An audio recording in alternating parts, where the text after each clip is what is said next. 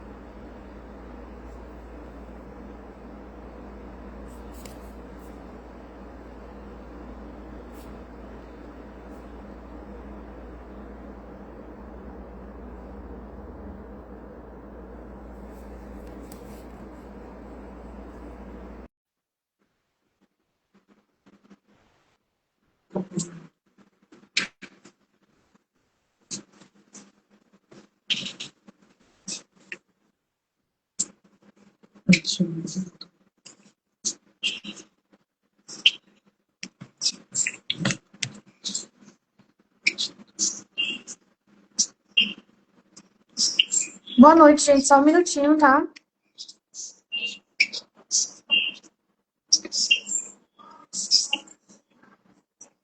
Tá.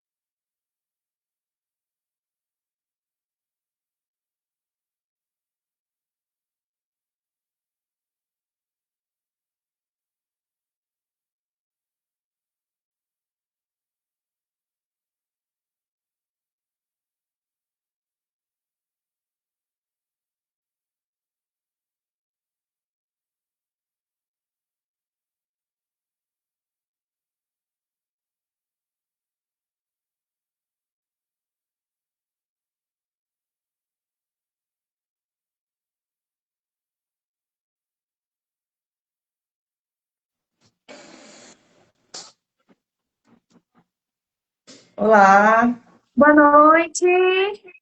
muito Então, boa gente, noite. deixa eu só me apresentar aqui rapidinho para vocês. Eu sou Sim. Catiane, da equipe Rise, né? E hoje a gente está aqui com a presença da doutora Giana, que vai já se apresentar. E daqui a pouco também o doutor Jean vai entrar aqui para conversar um pouco, bater um papo aqui com a gente sobre ferramentas práticas, né? Para ajudar a gente na nossa saúde mental no dia a dia. E eu já queria passar aí a bola da vez para a doutora Giana, para ela começar aí esse bate-papo. Muito obrigada, Catiane. Consegue me ouvir direitinho? Então, primeiramente eu quero agradecer pelo convite, tá? Por falar de um tema tão relevante, tão importante para a sociedade. Então, eu sou psicóloga clínica, atualmente faço parte aqui do grupo RISE, né? É uma clínica de desenvolvimento humano. Nós temos um grupo multidisciplinar de saúde, e atualmente eu atendo aqui também. Também sou pesquisadora, tá? No Laboratório de Fenomenologia Existencial da UFAM, onde nós desenvolvemos vários projetos. Mas hoje nós vamos falar do Setembro Amarelo, né? E Setembro Amarelo remete, quando nós falamos de Setembro Amarelo, nós pensamos em vários assuntos, né? Principalmente saúde mental, valorização à vida, né? Nós que já temos, assim, um pouco mais de informação, nós conseguimos pensar dessa maneira. Mas nós também estamos falando aqui para aquelas pessoas que ainda não têm conhecimento, ainda procura, né? Entender o que vem a ser o Setembro Amarelo, como a gente trabalha com a prevenção do tema de ideações suicidas, como a gente trabalha com a prevenção e evitando o suicídio, como nós trabalhamos o sofrimento psíquico, né? Então, o Setembro Amarelo, ele engloba vários assuntos, né? Ele permeia por todos esses aspectos. E hoje nós viemos justamente entender o que vem a ser o sofrimento psíquico, né? Porque para a gente falar do tema de ferramentas e práticas para fortalecer a saúde mental no dia a dia, a gente precisa entender esse sofrimento psíquico, né? Como é que nós podemos compreender, como é que a rede de apoio pode compreender para poder identificar os sinais e poder estar fazendo ali a sua colaboração, ajudar, né? Então, mais lá para o final, nós vamos falar, sim, das ferramentas e práticas para fortalecer a saúde mental no dia a dia. Mas antes a gente vai falar um pouquinho, né? Como é que se sente esse ser humano, né? Esse indivíduo, essa pessoa que porventura esteja em sofrimento psíquico, esteja ali passando por um momento, né, de dificuldade emocional em sua vida. Então, a gente passa a observar como é que ele se percebe no mundo, né? Será que ele realmente vem a ter ideações suicidas, pensa em tirar a sua vida porque ele quer? Será que é assim? Né? Então, essa conversa é um convite para nós pensarmos sobre isso, para nós procurarmos entender na perspectiva dele, como ele se sente, o que ele percebe, como ele se identifica no mundo, né? Para que nós possamos ter atitudes de apoio, né, de companheirismo, práticas com esse indivíduo, nós precisamos entender, porque na maioria das vezes, Catiane, vamos ser sinceros, as pessoas até evitam falar sobre esse tema. Já chegou a mim, aconteceu comigo, uma moça que disse assim, você vai falar sobre esse tema? Esse tema é muito cruel, esse tema é muito perigoso. Você pode incentivar as pessoas a querer fazer. Você pode dar ideias para as pessoas, quando na verdade é o contrário. Na verdade, o conhecimento, a conscientização, a informação, ela traz a prevenção, ela traz práticas e ferramentas para nós conseguirmos usar. Então, nós precisamos sim falar desse tema e explorar. Mas a gente não pode negligenciar, a gente não pode ignorar e muito menos estigmatizar o tema e deixar para lá. Essas pessoas, elas precisam de espaço de fala, elas precisam ser ouvidas, elas precisam ser entendidas sem julgamento, da forma que ela traz a sua dor. Então, imagina se todos nós fôssemos pensar assim, né? Com esse tabu. Eu não vou falar desse tema que remete ao suicídio, remete ao sofrimento, porque eu vou estar dando ideia para as pessoas. Isso seria uma grande ignorância, né? Então, nosso objetivo é justamente trazer conhecimento, esclarecimento para a rede de apoio e até mesmo para as pessoas que sofrem, porque elas precisam ser entendidas na sua dor, né? Então, assim, eu vou dar alguns exemplos de como que essas pessoas se percebem no mundo. Será que elas estão sem perspectiva de vida porque elas querem ou é porque elas não estão conseguindo lidar com a sua dor? Já vem de um histórico de ansiedade, um histórico de depressão, uma sensação de desajustamento, uma sensação de não pertencimento, de desespero, de desamparo. Elas não têm mais sentido de vida, elas não estão conseguindo se encaixar em nenhum grupo, nem se reconhecer como elas mesmas. Elas não têm referência para se sustentar.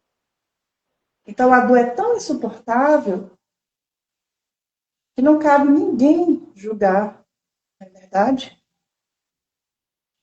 Não cabe também nós ignorarmos.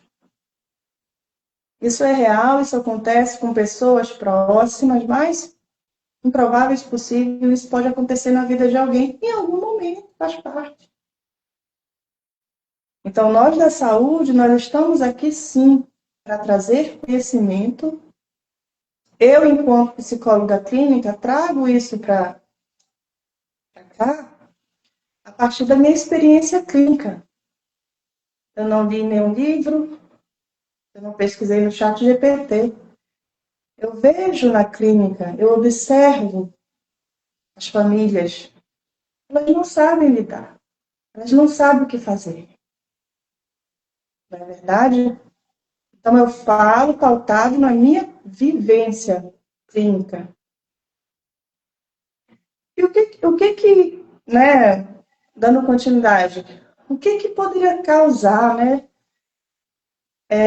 todas essas sensações de inadequação, né, sentimento de desvalia, de desespero, não sabe lidar com a dor. A gente se pergunta, mas por que certas pessoas acabam, né, entrando nesse sofrimento tão profundo?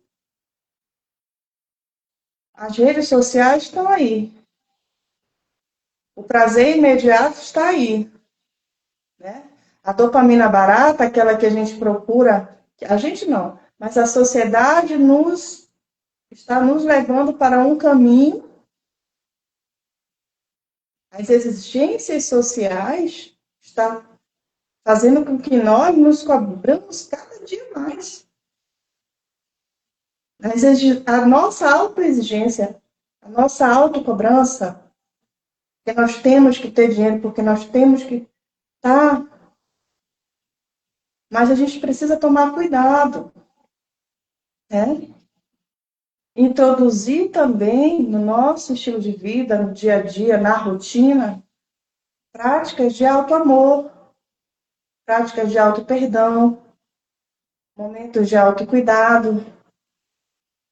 Nós precisamos saber nos cuidar, para que nós não venhamos a adoecer, mas lá na frente, com depressão, ansiedade, síndrome do pânico.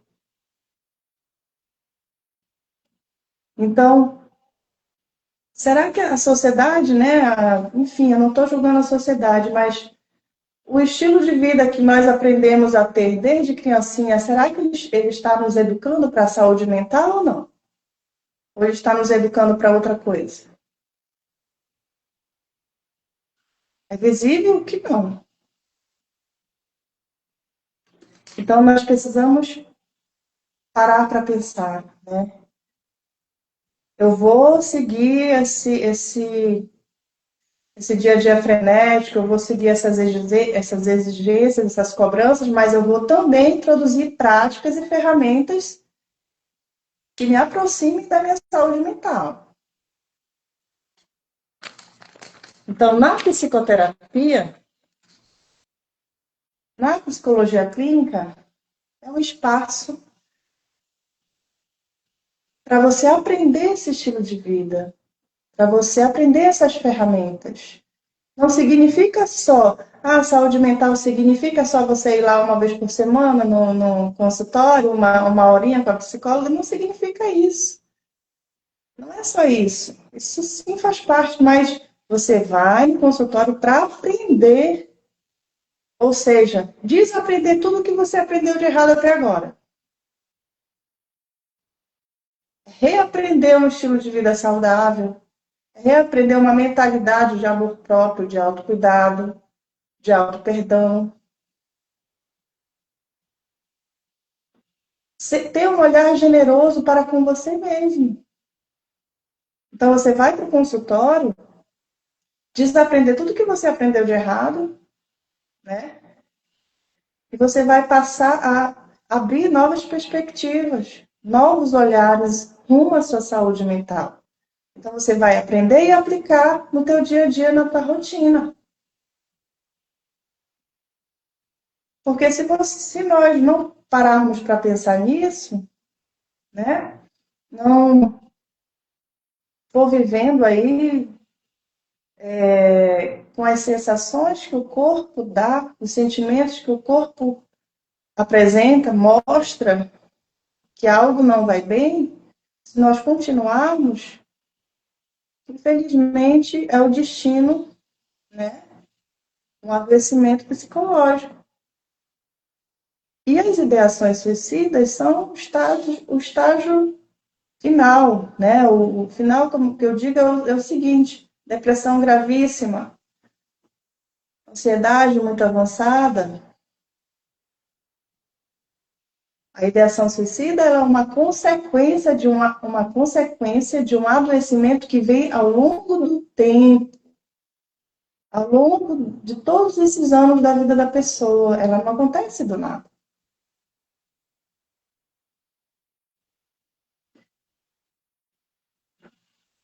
O que você está achando, Catiane? Tá ótimo, tô só aprendendo aqui. Alô, quem está chegando aí? O que vocês estão achando?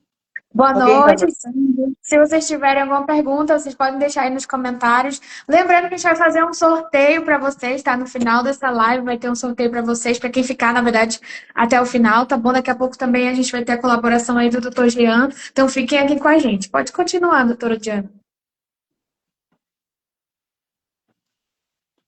Então, como eu lhe falei, é um processo de adoecimento ao longo do tempo. Não apareceu de um dia para o outro. Então, a ideação suicida, o sofrimento psíquico, é um alerta para que você procure ajuda profissional, para que você procure fortalecer a espiritualidade, para que você procure mudar seus hábitos, seus pensamentos, seus comportamentos que estão te adoecendo. Não é verdade? Então, é um sentimento de que se você não estiver mais aqui amanhã, ninguém vai dar sua falta. É um sentimento de que você só quer acabar com aquela dor que está tão insuportável e você não sabe lidar. Você não quer acabar com a sua vida. Você não tá vendo caminhos. Você não está conseguindo ver clareza, ver luz no fundo do túnel. Então percebe que é uma situação limítrofe, por um fio a nossa vida.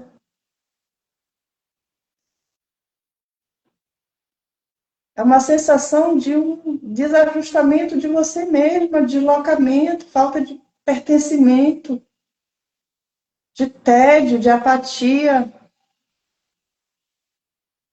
de dor profunda, ao ponto de levar a autolesões. Então, nós intervimos nesse momento. A rede de apoio pode intervir nesse momento. É crucial a rede de apoio estar esclarecida para observar os sinais. A tentativa suicida não é uma vontade de morrer, é um pedido de socorro. Ele não quer morrer, ele só quer acabar com aquela dor que está demais. Então, primeira coisa, a rede de apoio, ela precisa abrir espaço de fala. Vem cá, fulano, vamos conversar, eu estou observando que você está isolado. está distante? O que você anda pensando? Você já planejou? Você já fez planejamentos? É preciso falar, sim, desse tema, é preciso explorar. Ele vai começar a dizer: eu sinto, eu faço planejamentos, eu me corto aqui no braço. Por que você se corta aqui no braço? Para ver se a dor diminui, ele vai dizer. Porque quando eu corto aqui, a dor aqui dentro diminui. Então, esse espaço de fala, ele vai se percebendo que aquela autolesão é uma ilusão, a dor vai continuar depois do corte. Então, a primeira coisa, a rede de apoio, não ignora. Não finge que nada está acontecendo.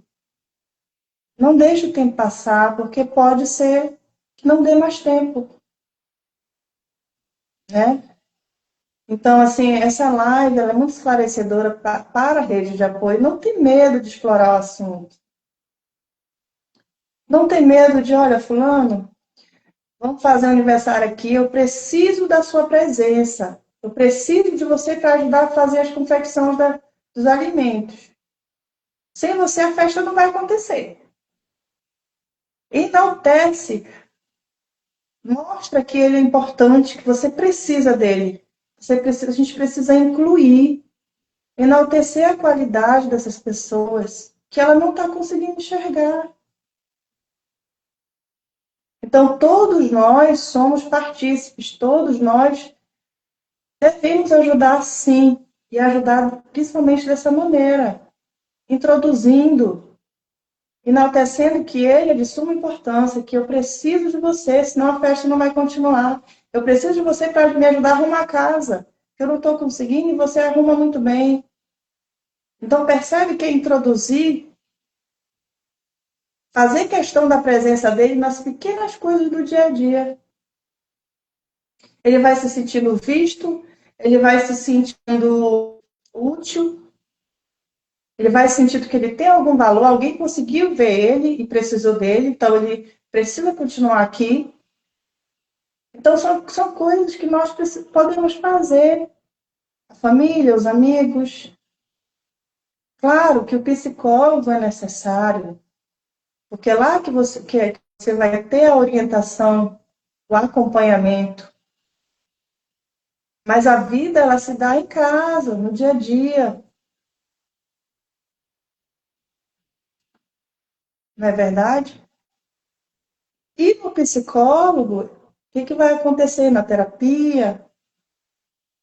Nós vamos acolher, nós vamos escutar, uma escuta ativa, uma escuta empática, uma escuta querendo entender como ele se vê do ponto de vista dele. Eu preciso saber como é que ele se vê, como é que ele se sente, sem eu estar impondo o que eu acho.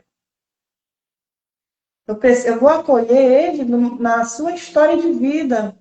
Não é só dar um abraço, dizer que está tudo bem, que vai passar, para ele ser forte. Não é isso. Acolher não é isso. Acolher é escutar, procurar entender a história de vida que ele traz, as dores que ele traz. No momento que ele começa a expressar isso, ele começa a se sentir vivo. E começa a perceber que ele é responsável pela sua vida, que ele é o autor da sua história. Só que as pessoas não têm essa informação. Agora vão ter. A partir dessa live vão ter. Então percebe que é explorar, é conversar mesmo, é procurar ajuda, é se envolver, é presença. É arregaçar as mangas e mergulhar, não é ignorar. Porque senão os números de suicídios e de tentativas não seriam tão altos. Então, pequenas atitudes, né? Pequenas coisas que você possa fazer, você vai estar ajudando a salvar uma vida. Conscientemente do que você está fazendo. não é verdade? Então, Setembro Amarelo é isso, gente, é falar de vida, falar de humanidade, falar de ser humano, amor próprio, acolhimento. Eu quero ouvir você, eu estou aqui, você não está só. Você tem a mim para contar. Vamos nessa junto, vou atravessar com você junto essa barreira. Então é isso, esse momento nós precisamos nos unir e mergulhar e não ter medo. Porque medo, você só tem medo daquilo que você não conhece. Mas a partir do momento agora que você já conhece, você já tem um terreno seguro. Você não vai mais ter medo, porque você sabe o que está fazendo e você sabe que é por aí o caminho. E com o passar do tempo, esse indivíduo, ele vai se sentindo amado, ele vai aprender a se perdoar, ele vai aprender a não se cobrar tanto. Com o amor da rede de apoio, com o acolhimento, com a terapia, ele vai aprender a pensar diferente, adquirir novos hábitos saudáveis para a sua vida, com autoconhecimento, com amor próprio, saúde nas relações. Porque as pessoas adoecem porque não tem, hoje em dia elas não têm mais uma relação, um vínculo afetivo. São relações líquidas. É um troca-troca, um troca-troca, principalmente adolescente. Então, na psicoterapia, junto com o acompanhamento familiar, nós vamos aprendendo tudo isso, o caminho da saúde mental, as práticas, as ferramentas, fortalecer a espiritualidade, para se sentir mais próximo de Deus e mais forte. Tudo isso a gente consegue desenvolver no tratamento e no acompanhamento. Tá certo? Vou abrir para perguntas, tá? No finalzinho, nós vamos responder.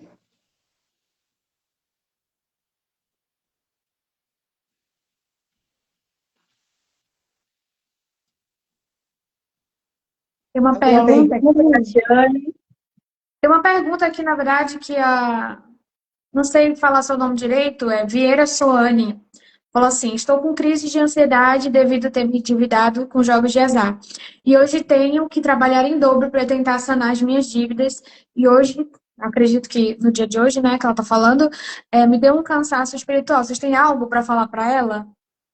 O senhor, o doutor Jean, a doutora Diana? Sim, primeiramente que essa dívida, ela não acontece do nada, né? Não aconteceu por um acaso. Nada é por um acaso. Se ela procurou algo mais, se ela se endividou, é porque ela estava tentando compensar alguma coisa que dentro dela não estava bem. Então já vem de algum tempo, né? Então procure ajuda sim profissional. Na psicoterapia você vai conseguir se perdoar, né? Conseguir ter o seu autoacolhimento, né? E organizar e ganhar, adquirir um estilo de vida, né? Hábitos para organizar esse emocional aí que com certeza estava muito desajustado para ela ter adquirido essas dívidas. Né? E o fortalecimento espiritual. Esse problema que está acontecendo na sua vida, pensa positivo, pensa por esse lado. Foi bom para você de alguma forma parar para pensar o que você estava fazendo de errado. Pode ser um divisor de águas. Essa crise existencial de ansiedade que você está passando pode ser a oportunidade para você buscar a saúde mental, né? Ser uma pessoa de luz, uma pessoa com autoconhecimento, mais controlada e ajudar outras pessoas também lá na frente. Então vamos pensar por esse lado, tá bom? Tem mais uma pergunta aqui para vocês, deixa eu ler. Ele mandou assim: muitas vezes ir para o trabalho é uma batalha. Acordamos e não sentimos vontade de ir. E esses pensamentos rotineiramente acabam afetando a nossa saúde mental. Como podemos reduzir esses danos? Ou tem alguma outra forma de irmos mais felizes para o trabalho? Eu entendi que ele quer minimizar, né, isso. Essa falta de vontade de ir para o trabalho, de viver aquela rotina que ele tem todo dia. Vocês têm algo para falar para ele? Sim, procura trabalhar, incluindo no seu dia a dia, né, hobbies, algo que você gosta, porque você não pode trabalhar o dia inteiro. Tem algum momento que você precisa relaxar, que você precisa respirar, né? Nesse momento de descanso, almoço, intervalo, o que que você está fazendo? Você está ficando mais preocupado ou você está ali tentando se divertir um pouquinho, respirar, ouvir uma música? Porque você não vai conseguir resolver dessa forma cansado como você está. Você primeiro precisa se cuidar, né? Se fortalecer, para depois você conseguir organizar a questão do trabalho e quem sabe lá na frente conseguir um outro trabalho. Sim, obrigada. Por enquanto não tem mais nenhuma pergunta aqui, mas, queridos, se vocês que estiverem aqui na live, se vocês tiverem alguma pergunta, é só vocês deixarem aí nos comentários, que aí no final a gente vai ler novamente e aí o doutor Jean ou a doutora Diana vão responder, tá bom? Vocês podem continuar, tá, doutora Diana? Tá legal. Agora o Dr. Jean vai falar sobre algumas práticas e ferramentas para estar fortalecendo a saúde mental no dia a dia. Eu passo a palavra para ele, tá? Obrigado, doutora Diana. Boa noite, gente. A todos que nos acompanham nessa live, muito importante. Nós estamos aí num mês muito importante, Setembro Amarelo, que é um mês aí sobre a conscientização, do qual a gente fala aí sobre a prevenção, né, aos casos de suicídio. E muito importante, né, a origem dessa campanha, desde 2015, quando foi instituída, como uma forma aí de um assunto tão importante, mas um tempo dedicado, que é a questão aí dos pensamentos suicidas, né? E como já foi falado, ele não tem uma origem única, ele não vem de uma hora para outra. E aí, gostaria de começar falando, né, que esse é o tema da nossa live hoje, que é a questão das ferramentas, né, práticas para fortalecer a nossa saúde mental no dia a dia. E aí, olhando os comentários, né, das pessoas, a gente consegue perceber que o que muito afeta, né, os nossos problemas, a nossa vida, a nossa saúde mental, são os problemas do dia a dia, seja eles problemas conjugais, problemas financeiros, né, problemas no trabalho. Então, todos esses tipos de problemas que às vezes tornam maiores do que nós, ou a gente superestima, né, e acaba considerando maior, ou as nossas crenças interferem aí na percepção e no ponto de vista que nós temos desses problemas. Então, tudo isso interfere e prejudica aí no nosso bem-estar mental. Aí, falaram sobre a questão do vício em jogos, né? Foi até tema de uma palestra há alguns meses atrás, onde a gente falou um pouco sobre isso, sobre a questão do vício, né, em jogos de azar, a questão aí das bets, né, e todas essas plataformas têm levado muitas pessoas à falência, ao endividamento, e isso prejudicado grandemente aí a saúde mental da população brasileira. Então, a ideia dessa live é exatamente trazer essas ferramentas práticas, né, dentro do contexto onde a gente possa aí inserir no dia a dia de cada pessoa. Então, todos nós somos diferentes, temos nossas singularidades, as nossas rotinas são diferentes, né? Mas essas ferramentas dos quais a gente irá falar hoje, exatamente, elas são aplicáveis, né? São já comprovadas, né? Que trazem, funcionam, né? Uma melhora, contribuem. Então, a terapia, ela não vem, né? Somente com a melhora ali do processo terapêutico, né? Então, fazer a terapia por si só, às vezes, não gera, né, muito resultado se não houver uma mudança de hábitos, né? Uma mudança na rotina, uma mudança, né, naquilo que a gente vai falar, a questão de alimentação, sono. Então, ele é um conjunto de coisas, né? É algo ali muito complexo, que não é algo com uma única determinação, então ele é multideterminado, então tem vários fatores que precisam ser inseridos no nosso dia a dia, na nossa vida, para que a gente tenha, né, e visualize resultados. Então, da mesma forma como a gente passa no nutricionista, faz um acompanhamento profissional, e todos nós sabemos que existe a tríade, né, de alimentação, atividade física e sono, para que um indivíduo possa obter um resultado do qual ele deseja. Então, da mesma forma, a terapia, né, ela precisa dessas ferramentas, né, para que possa aí colaborar, né, e fomentar aí o processo, né, de melhora de sintomas, o indivíduo deseja para a sua vida, a diminuição da ansiedade, da depressão e de qualquer outro tipo de transtorno. Então, eu começo falando sobre a questão da organização da rotina, né? E a gente sabe que a gente vive aí numa rotina acelerada, né? Estamos no século XXI e, às vezes, quando a gente pergunta como é que você está, fulano, e aí a gente responde, estou na correria, né? E aí até essa fala, né? E às vezes a gente fala, às vezes, vivendo no modo automático, né? A gente se coloca no piloto automático e a gente vive nessa correria frenética, mas não sabe exatamente para onde estamos indo. E aí, também na terapia, a gente faz reflexões sobre, né, esse tema, sobre para onde estamos caminhando, né, sobre o porquê sobre o porquê do nosso tempo estar extremamente ocupado, extremamente completo, né, sem tempo, né, às vezes para a família, para o autocuidado, sem tempo, às vezes, para o que realmente importa. E às vezes a gente acaba preenchendo, né, o nosso tempo com coisas que acabam não agregando, e a gente sabe que todo excesso, ele esconde uma falta. Então, se a gente acaba completando, né, o nosso tempo preenchendo com coisas que às vezes não agregam muito na nossa vida, acaba que a gente se sobrecarrega, né, e aí a sobrecarga, né, de afazeres, de coisas para fazer no dia a dia, acaba gerando estresse, né, e o estresse também desencadear aí ansiedade, né, pode desencadear aí transtorno de pânico, depressão, então pode ser uma porta de entrada, né, para vários tipos de transtorno. Então a gente precisa manter o estresse sob controle para que a gente possa ter uma vida saudável e feliz.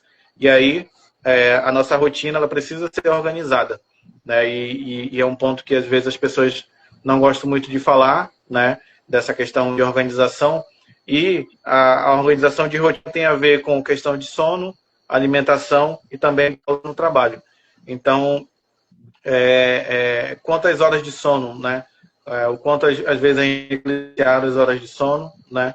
E talvez muitas pessoas acabam não dormindo por questão da ansiedade. Então, um dos sinais e sintomas de ansiedade é a insônia. Então, a pessoa, né, com ansiedade, principalmente na hora de dormir, existe e vem ali um turbilhão de pensamentos, e aí o sintoma é a dificuldade em relaxar, né, a dificuldade ali em manter os seus pensamentos sob controle, ter o domínio sobre os seus pensamentos. Então, vem uma quantidade muito grande de preocupações, de projeções, de cenários catastróficos da nossa mente sobre o nosso futuro, e isso acaba impedindo, né, que a gente consiga ter e obter uma boa noite de sono, né? Então, a insônia, ela muitas vezes vem acompanhada da ansiedade, e isso, né, como a gente sabe, prejudica o nosso desempenho, prejudica o dia posterior, né? Então, a gente às vezes se sente fatigado, cansado, né? E aí estressado também, porque não conseguimos, né, chegar ali numa boa noite de sono, não conseguimos chegar num sono profundo, né? Só aquele sono que a todo momento a gente acorda, né, e vai no banheiro e bebe água. Então, se a gente não consegue ter um sono constante durante a noite, né, sem interrupções, sem ficar acordando a todo momento, então a gente não consegue ter um sono, digamos, produtivo e saudável, a ponto de fazer que o nosso corpo, né, descanse, né, que os processos do nosso cérebro aconteçam, porque o sono, né, ele não é uma perda de tempo, como talvez algumas pessoas talvez pensem, né, que dormir, né, como é que você vai dormir se você pode estar sendo produtivo, se você está estudando, se você pode estar trabalhando, né? Para que essas 8 horas de sono? Mas, talvez algumas pessoas não saibam, mas o sono ele é fundamental, né? Para a nossa saúde, para a regeneração do nosso corpo, né? Para o aprendizado. Então, a gente não consegue aprender bem, mesmo a gente passando horas estudando, e é ali na hora do sono, né? Que as memórias, elas são ali armazenadas, que elas são ali, digamos que solidificadas. Então, muitos processos cognitivos e mentais acontecem durante o sono, né? Então, o sono, ele é de fundamental importância, até para quem está na prática de exercício. A gente sabe que o sono, ele acaba aí sendo fundamental, né, na questão da recuperação do corpo, dos músculos e tudo mais. Então, o sono, e aí em seguida a gente também falou sobre a questão da alimentação. Então, a alimentação ela interfere também, né, na nossa questão da nossa saúde mental. Então, uma pessoa que às vezes tem transtorno alimentar, né, e acaba tendo as suas emoções desreguladas e acaba comendo demais, né, para poder aplacar aquela tristeza, aquela angústia, né, e acaba, né, tendo sobrepeso por questões aí emocionais. Então, a alimentação ela também está relacionada às emoções, né. Então, às vezes a gente come, né, porque está triste, né, porque está ali passando por um estado ali talvez depressivo, e a alimentação, né, pode se tornar gerada, né, como comentado aqui na live, que algumas pessoas também perdem o apetite, né? Então, a ausência do apetite, né, a boa alimentação, a alimentação deficiente, com poucos nutrientes, e aqui na live, na Rise, a gente tem ótimos nutricionistas. Então, se você perceber aí que está tendo essa dificuldade, né, na alimentação, você também pode estar agendando, marcando com os nutricionistas aqui da nossa clínica, tá bom? E vendo essas questões alimentares. A alimentação, né, ela é fundamental na questão aí da nossa saúde mental também, e é uma ferramenta, né, que é importante na questão aí do nosso fortalecimento da nossa saúde mental no dia a dia. E a próxima é a questão da pausa no trabalho, né? Então, a gente precisa ter essa consciência, né, de descanso, né? Então, algumas pessoas acabam considerando aí o seu workaholic, né? A sua visão no trabalho como positivo, benéfico, mas a gente sabe que o excesso, né? Todo excesso ele é prejudicial. Então, a gente também precisa ter essas pausas no trabalho, valorizar, né, os nossos dias de descanso. Então, se você consegue dormir no sábado ou descansar no sábado, tem folga no trabalho no domingo, então use esses dias para realmente descansar. A gente sabe que às vezes a nossa rotina não é favorável, né? Então, às vezes a gente precisa arrumar a casa, fazer várias coisas na casa, né, na nossa residência, nesse final de semana, e da falta de tempo durante a semana, por estar ali ocupado no trabalho, faculdade. Então, são muitas coisas. E a nossa rotina, né, acaba prejudicando aí, gerando muito estresse, né? Então, a gente precisa dessa organização da nossa rotina e esses pontos que eu falei, né, alimentação, sono e a pausa no trabalho, ele vem exatamente aí para que a gente se organize melhor. Outro ponto é checklist, né? Ou uma agenda como uma forma aí de reduzir a ansiedade. Então, a gente tendo a anotação, né, fazendo tendo esse hábito de anotar aquilo que vamos fazer durante o nosso dia, é importante para que a gente tenha ali uma noção, né, e um pouco ali do nosso gerenciamento de tempo, né? Então, se a gente tem ali pelo menos a sensação, né, e a gente sabe que os imprevistos acontecem, mas tendo ali as atividades do dia listada, e aí a gente vai marcando aquilo que a gente cumpriu, né, tudo aquilo que a gente já conseguiu fazer, e aí a gente consegue ter essa sensação de dever cumprir, atividade realizada, e a gente marca ali cumprido, e isso, né, no nosso cérebro ali, um fortalecimento, né, gerando ali algo positivo, né, a gente vai descendo essa ideia de tarefas cumpridas, de metas alcançadas, e isso é muito benéfico ali né, para o nosso fortalecimento da nossa saúde mental. E aí a próxima, né, técnicas de autorregulação emocional. Então, existem técnicas bem simples, né, que a gente consegue até encontrar em vídeos na internet, né, e eu gostaria também de compartilhar com vocês. A gente usa na terapia, né, indica que o paciente realize em casa também, e isso ajuda muito nos momentos de crise de ansiedade ou nos momentos que você estiver preocupado, estressado, com raiva.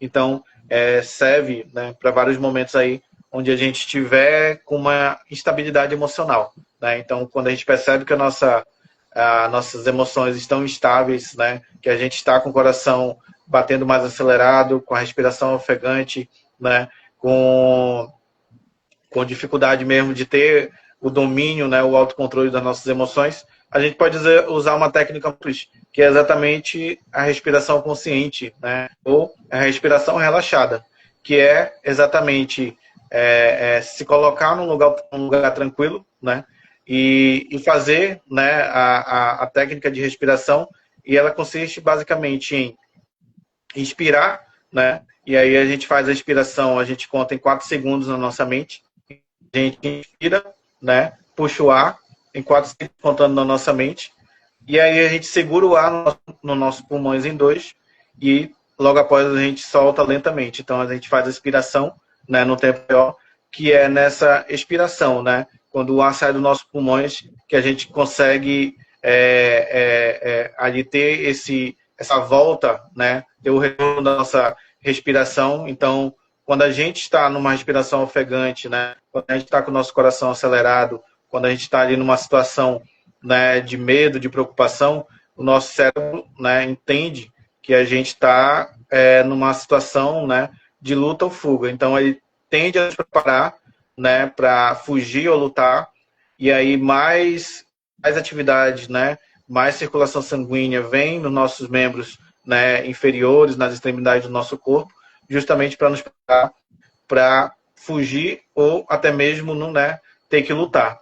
E aí, às vezes, a ameaça nem existe, né? Então, existe uma grande diferença ali do medo, que o medo é uma emoção que nos ajuda na nossa sobrevivência, né? E o medo, ele diante, né, de uma ameaça, ele nos prepara, né, diante de uma ameaça iminente ou real. Então, a ameaça está diante de nós e o medo, ele nos prepara, ele nos ajuda na nossa sobrevivência. Já a ansiedade é a antecipação de uma ameaça que não existe ainda, né? Então, a gente se antecipa de uma ameaça que a gente não está vendo. Então, o indivíduo ansioso, ele tem ali essa desregulação da sua respiração, né, dos seus batimentos cardíacos, porque a sua mente faz ele acreditar que ele está numa situação de perigo, de risco, né? E aí a gente acaba antecipando o sofrimento, né? Então, eu costumo dizer que ansiedade é antecipar o sofrimento, né? Enquanto o medo é uma ameaça real e iminente, né? Assim como está diante de um perigo realmente do qual a gente precisa se resguardar, na ansiedade não. A gente sofre mais, muitas das vezes, na imaginação do que na realidade.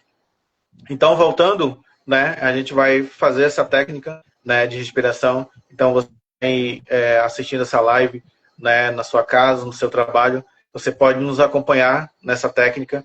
E eu, a doutora Diana, a gente vai fazer, né, que é puxar o ar, né, em 4 segundos, segurar em 2 e soltar. Vamos lá? 1, 2, 3.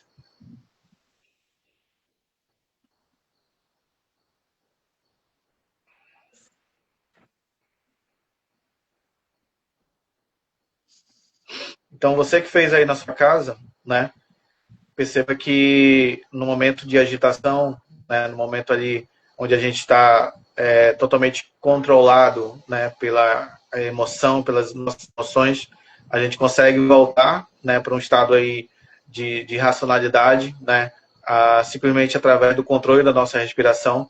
Então, é muito comum as pessoas, né, pensarem que estão tendo um ataque cardíaco, né, estão tendo ali um AVC, uma convulsão, algo do tipo, simplesmente porque não consegue, né, fazer uma respiração adequada, ela quer puxar o ar e soltar o ar ao mesmo tempo.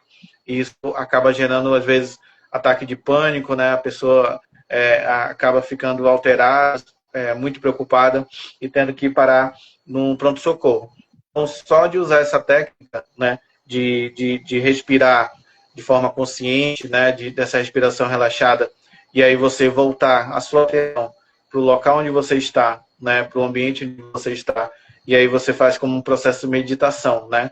Você observa, né, o local onde você está, você volta a sua atenção, né, para o momento presente. Então, em crise de ansiedade é comum a gente se apegar ao futuro, né? Se apegar às preocupações, se apegar aos sintomas que a gente está sentindo, né? E a gente começa a pensar em morrer, começa a pensar aí que tudo vai errado, que a gente vai ter que ir de novo no socorro, né?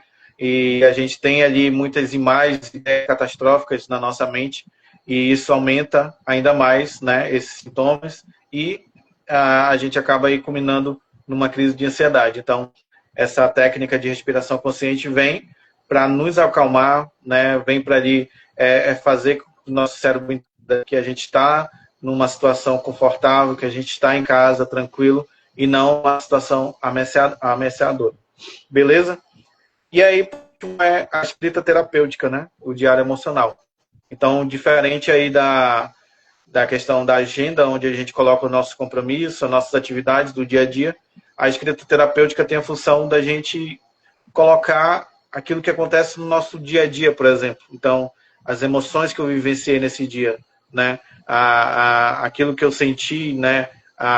O padrão de comportamento, aquilo que eu fiz, né? Aquilo que as pessoas falaram, que talvez ali ressoou bastante na minha mente, e isso ficou batendo forte, né? E aí, né, todas as informações importantes, né, e a escrita terapêutica, ela não tem ali um padrão, ela não precisa seguir, né, digamos assim, a ordem, né, seguir uma ordem, seguir a questão de ortografia, nada.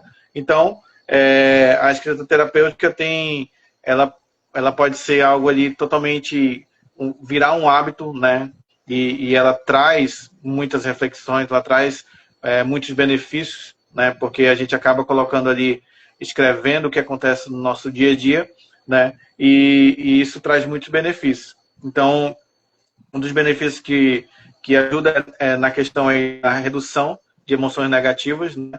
Então, isso juntamente com a terapia, né? Então, nós terapeutas geralmente indicamos, né, essa técnica, essa prática da escrita terapêutica, porque ajuda com que o paciente ali identifique, né, as emoções que ele vem sentindo, né, aprenda um pouco mais sobre o que é emoções, né, desenvolva o autoconhecimento, desenvolva ali o autogerenciamento das suas emoções, e isso, né, ajuda também a organizar os nossos pensamentos. Então, às vezes a gente chega na terapia ou vive no nosso dia a dia como se os nossos pensamentos, né, estivessem muito baralhado, muito confuso nas nossas ideias, e ali fazendo essa escrita, a gente consegue anotar os nossos pensamentos, as nossas ideias, né, aquilo que a gente vai vivenciando no nosso dia a dia. Então, é interessante a gente separar um caderno específico, né, para essa escrita terapêutica, separar um ambiente tranquilo e acolhedor para que a gente possa estar fazendo essa escrita, né. Então, um ambiente caótico, um ambiente barulhento não favorece, né, para que a gente coloque as nossas ideias, aquilo que tem ali talvez nos angustiado ou nos feito feliz, e aí não existe nenhum filtro, nenhuma regra em questão aí da escrita. Manter uma constância, mas também não se cobrar. A gente sabe que às vezes a gente pode não estar com vontade de fazer, ou talvez não ter muito tempo, né? Mas sempre manter a constância no máximo possível. Escrever como se estivesse desabafando para um amigo, né? Então, realmente colocar o que você deseja, né? Fazer de forma informal, né, sem precisar ali se preocupar de se está bonito ou não. Então, a escrita terapêutica tem essa função. E também falar sobre o nosso dia a dia, né? E também a gente pode fazer cartas. Então, a gente fala sobre o nosso dia a dia, sobre aquilo que tem nos acontecido, as nossas preocupações, os nossos anseios, né? Aquilo que a gente deseja para o futuro, sobre as pessoas que a gente encontra no nosso dia a dia, e a gente pode também colocar nessa escrita terapêutica. E por último, a gente pode fazer no modelo de carta, né? Como se fosse cartas para escrever cartas para nós mesmos, né? Claro que a gente não vai enviar para ninguém, mas também escrever cartas também como se fossem enviadas para outra pessoa. Então, aquela pessoa que te magoou, que te feriu, né? Você pode estar escrevendo no modelo de carta como se fosse endereçada para ela, né? Mas você não precisa enviar, não precisa entregar, mas só de você desabafar, colocar ali naquelas linhas, né? Naquele texto ali, aquilo que você de falar com aquela pessoa, ou talvez é algo que você está adiando, né? De conversar, de falar com aquela pessoa, e aí você se antecipa nessa escrita, faz essa carta, né? E aí você já se prepara, talvez, para ter essa conversa difícil com essa pessoa importante. Então, no mais, são essas ferramentas que eu gostaria de falar, né? E aí eu acredito que a doutora Diana vai dar continuidade. Muito bem, Jean, você explorou perfeitamente pontos essenciais, né? Precisava mesmo ser falado. E, para finalizar, eu quero deixar uma mensagem aqui, tanto para as pessoas que estão procurando, tentando lidar com a sua dor, com o seu sofrimento, né? Mesmo assim, se ela estiver tentando praticar todas essas ferramentas e ela ainda assim não estiver conseguindo, procura um profissional, né? Nós aqui da Rise estamos preparadíssimos para oferecer esse tratamento. E é sobre isso, gente. Por mais que a rede de apoio faça, acolha, né, cuide, faça tudo que está ali à disposição dela, e mesmo assim essa pessoa ainda assim não estiver conseguindo lidar com o seu sofrimento, a rede de apoio não pode se culpar, né? Porque ainda assim pode acontecer da pessoa não querer, desistir, né? Nós trazemos a informação, nós damos o caminho, né? Fazemos tudo para mostrar que existe saída, né? Que a escolha de usar a sua dor para se lapidar e se transformar numa pessoa mais forte, com mais autoconhecimento, uma pessoa com mais experiência de vida, né? Uma pessoa que consegue passar pela dor e usa da sua dor a sua maior força. Existem pessoas que conseguem, sim, muitas. E elas usam dessa dor a sua maior força, e lá na frente elas vão ajudar outras pessoas. Mas mesmo assim, ainda existem aquelas que, mesmo com todo esse apoio, esse aparato, elas não conseguem continuar. Então, que a rede de apoio não se culpe, que é realmente uma coisa que não tem culpados, né? Faz parte da experiência humana. E é responsabilidade apenas da pessoa, e não da rede de apoio propriamente dita, né? Por mais que a gente saiba que, sim, a maioria das pessoas conseguem ultrapassar o sofrimento, consegue procurar ajuda, praticar essas ferramentas que o Dr. Jean falou.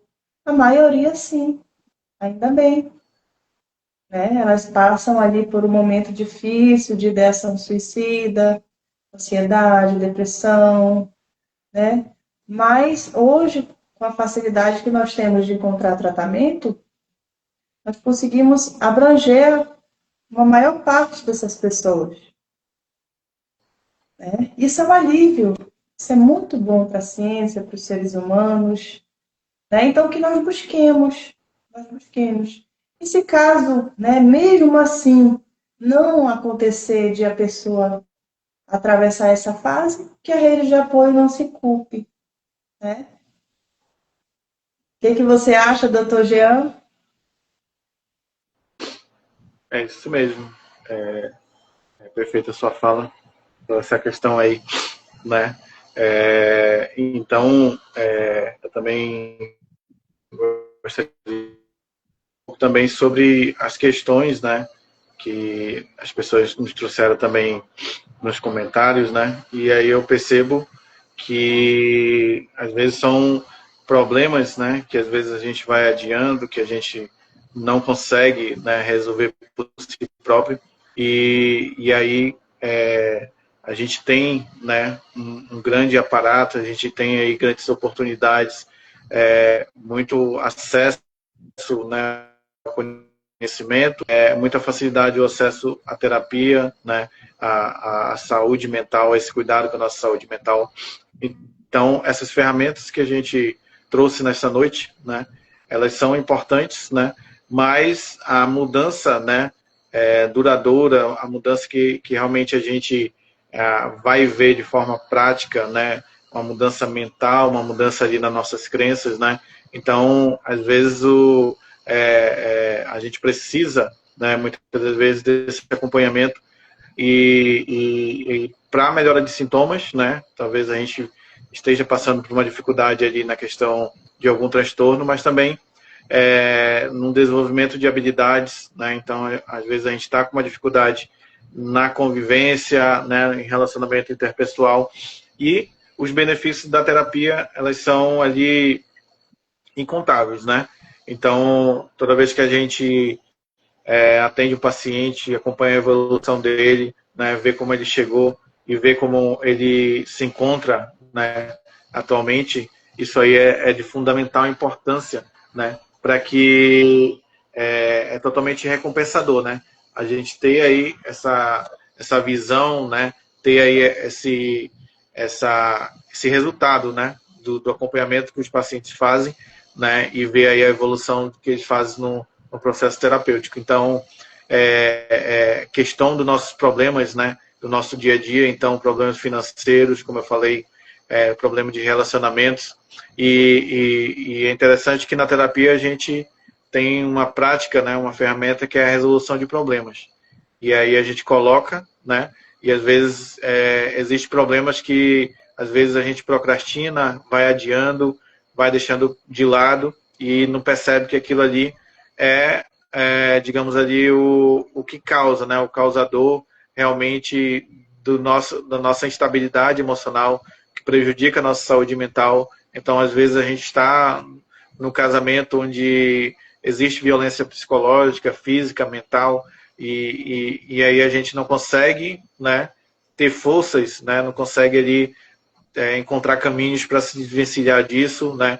E aí na terapia a gente faz essa resolução de problemas, né?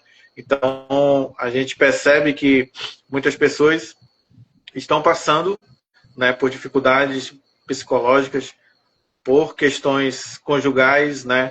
E aí por terem uma dependência às vezes financeira, não consegue se desvencilhar do seu companheiro, da sua companheira. E existe uma piora cada vez mais na saúde mental dessa pessoa, né?